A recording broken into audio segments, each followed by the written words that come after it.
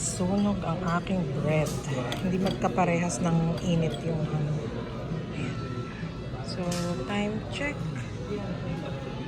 I think 7:20, mga ganyan. Nandito na ako sa Clarion pa rin. Ayan. Good morning mga Mars and Pars. So for today, mag-check out na tayo dito sa Clarion Hotel and we are just gonna be waiting sa ating bus going sa Miami Port ulit. And yeah, mag-join na tayo ngayon.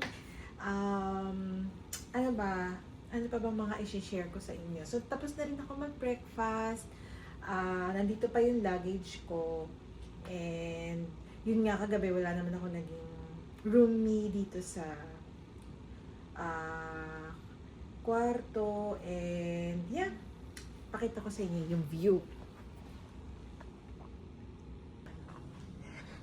So actually dito ko lang tinatanaw yung bus kung nandito na. Ayan, wala pa. Parang ang dilim. O feeling ko lang. Ayan. So ready na tayo. Ayan na yung mga gamit ko. Ayan, pero maya-maya ba tayo bababa? Maya-maya na. So mga Mars and Pars, we're going down now. Mag-check out na tayo. Doon na lang tayo sa baba mag-aantay. Yan.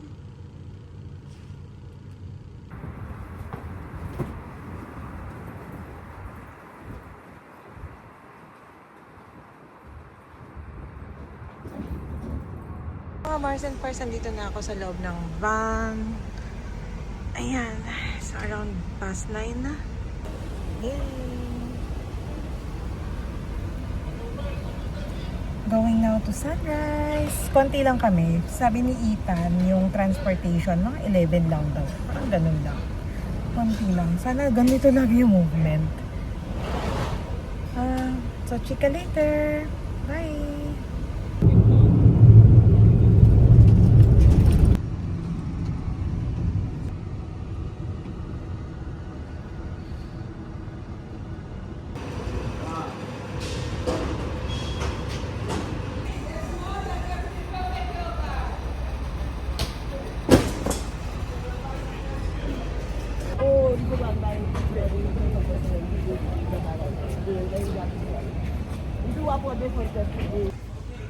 Hey, I'm with my bebos now.